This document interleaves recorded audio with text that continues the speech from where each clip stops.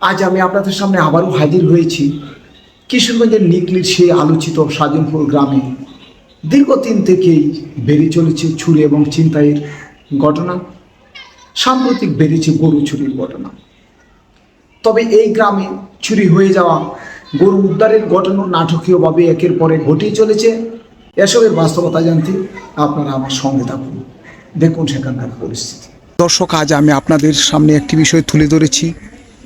আসলে নির্জন পরিবেশে বসবাস করা যেমনই স্বাচ্ছন্দ্যময়, অনেকটা নিরাপদে চলা যায়, কিন্তু নিরাপত্তাহীনতায়ও থাকতে হয় সেখানকার জনগণকে। তারই বাস্তবতা আমি আপনাদের সামনে তুলে ধরছি।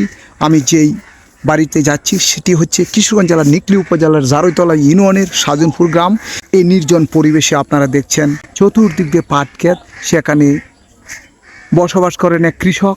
সে কৃষকের আজ দুটো বাছুর নিয়ে গেছে, যেই কারণে আমি সেই বাড়িতে যাচ্ছি। দেখি কিভাবে চোরেরা তার বাছুর নিয়ে গেছে, কোথা থেকে নিয়ে গেছে, সে দৃশ্যটি দেখার জন্যই আমি আপনাদের সামনে হাজির হয়েছি। আপনারা সেই পর্যন্ত অপেক্ষা করুন, দেখি এখানকার মালিক কি বলে। কতদিন ধরে এই বাড়িতে থাকেন? তাকে প্রায় 2 বছর 2.5 বছর হয়েছে। আজকে রাতে 3টা-2:30টার দিকে মন নিচে।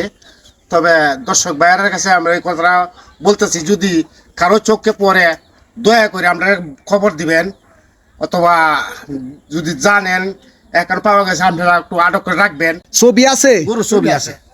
দর্শক, আমরা দেখি গরুর কি ছবি আছে, তাহলে সেই পর্যন্ত আপনারা অপেক্ষা করুন।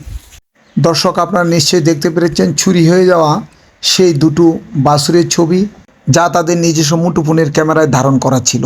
আমরা খুব বিপদের মাঝে অঙ্কা আসলে আমরা বাইরের গুরু নিচে গা আজ আমার বাইরের গুরু দিয়ে সামলা তারে তো আমার গুরু হতো নি তার বউ। আপনার বাড়িটা কোথায়? ওদু আমার দেন আমার তো ঘুমা ধরে না, আমার তো গুরু আছে না, ঘরের বেড়া নাই বেড়া নাই, আমরা ব্যবসা বাণিজ্য করি, আমরা কেবা চলবাম কেবা খায়াম।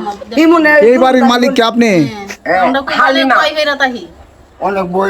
আচ্ছা, আপনাদের গরুটা কয়টার সময় নিয়ে গেছে আপনার আনুমানিক? 3টার আগে গেছে, 3টার আগে গেছে।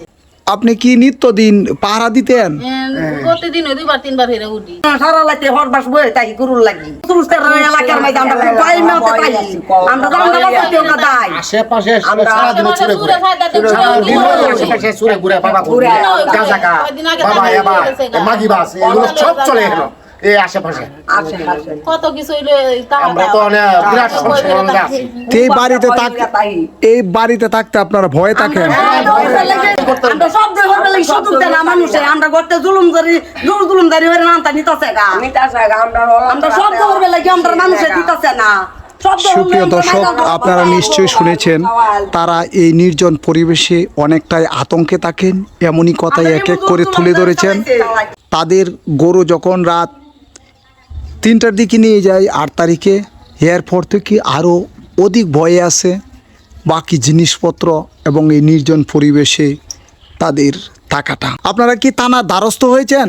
না, যাবো এখন, যাবো আমরা থানা। আচ্ছা, এই পর্যন্ত কি খোঁজাখুঁজি করেছেন আপনারা? কাপুর, কুশা, সাজুলপুর, চারুকলা, বাগ আমরা তন্ন হয়ে খুঁজতেছি, নাইলে সব জায়গায় আমরা খুঁজতেছি। মাইক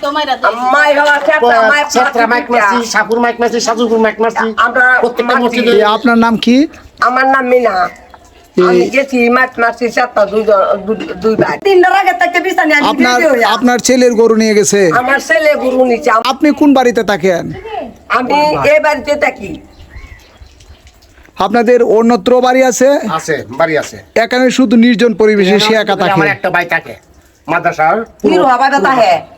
তুমি থাকো এখানে? কত বছর ধরে থাকো? এই 3 বছর। ছেলে ফেলেরা কি করে তোমার? বিদেশ। কয় ছেলে বিদেশ থাকে? 2 প্রিয় দর্শক, আপনারা নিশ্চয়ই শুনেছেন আসলে এই নির্জন পরিবেশে তারা থাকেন, বর্তমানে অনেকটা ভয়ে আছেন। এখন কি আপনারা আইনের আশ্রয় চান? আইনের আশ্রয় চাই, আইনের সহযোগিতা চাই, আইনের সাহায্য চাই। এ ধরনের অপ্রিয় ঘটনার বাস্তবতা নিয়ে আমি আপনাদের সামনে আবারও হাজির হব এবং সত্যটা আপনাদের সামনে তুলে ধরব। সেই পর্যন্ত অপেক্ষা করুন। ভালো থাকুন, সুস্বাস্থ্য কামনায় সকলের নিরাপদ জীবনযাপনের প্রত্যাশায় আজকের মতো আল্লাহ হাফেজ।